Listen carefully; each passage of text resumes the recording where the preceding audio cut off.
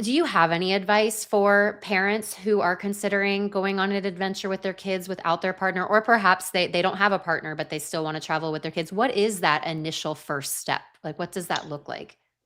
It could be anything. Some people's first step is going to be flying across the world and going to Thailand by themselves with their kids because they don't want to do the little road trip. They want to like just go do it. Yeah. For me, the first time I traveled alone with my daughter, who was my first child, she was 6 weeks old, and I just took her to see my parents in a different state. And that was a soft landing because they picked me up at the airport. I was staying at their house, like they helped me get all my bags. Like, Right.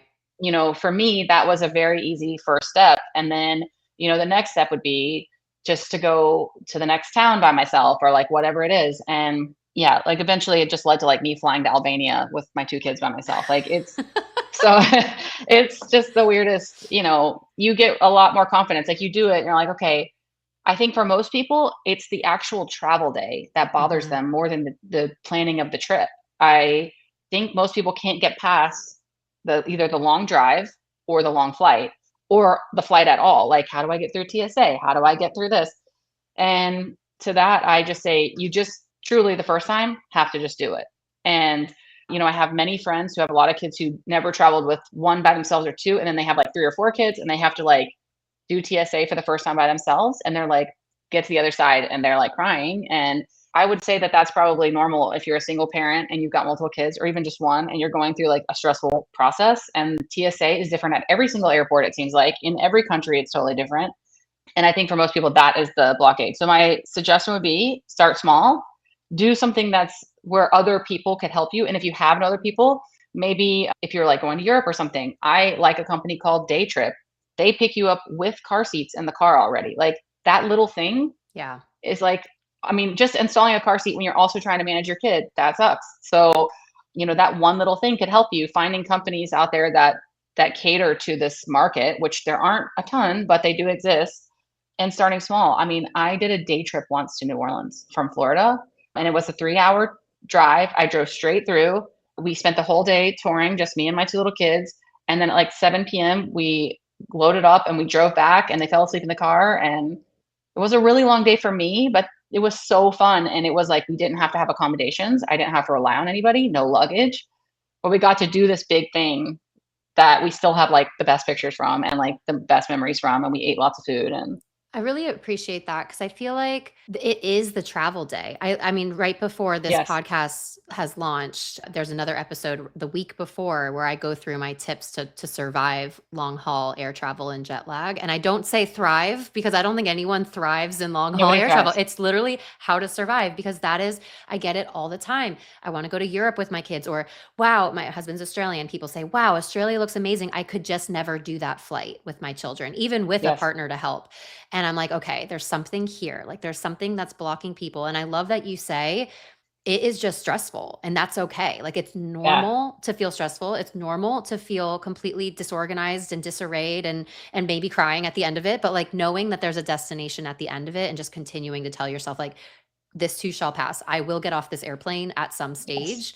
And like what a beautiful lesson for motherhood too. Like just this is going to pass and I just have to like keep putting one foot in front of the other. I really love that.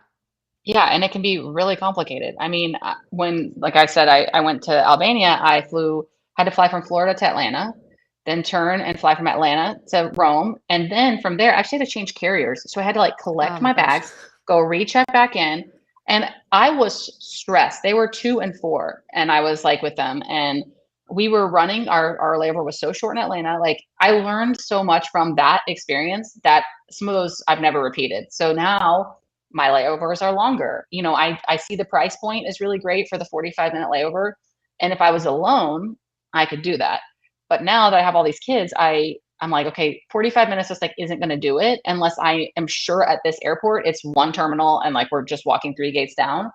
But, I think also I'm an over planner. I learned a lot from that. I learned not to do the short layovers, not just to take, I mean, I do try to take actually the cheapest flight. I won't lie about that. And the main thing that I can give to any parent ever is your first trip, try to have a direct flight.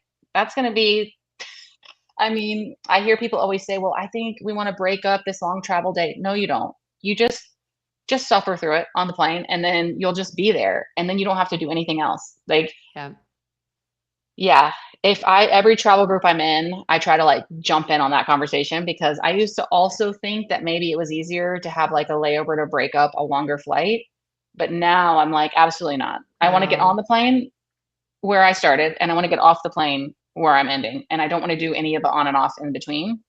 And Because also it the on and off in between is so it's dysregulating for you as an adult, but it's so dysregulating for them. They have to like yes, process again that I have to do with this whole thing again. And then you have to get all your crap and put it in a backpack again. Like it's yes. just like I'm right there with you. Yes, and there's nothing like having a baby on your back and you're dragging 2 kids by the arm and you're running in full force and you're like, "Just run," because you're, like, trying to make a quick connection or something has happened, one hiccup when you have all these layovers just translates down the line. Yeah. But yeah, we've really had every experience you could probably have in flying and, disruptions and sickness and cancellations and just all of it. We've literally Yeah. done all of it, and every time I feel surprised by it, I'm like, "Why?"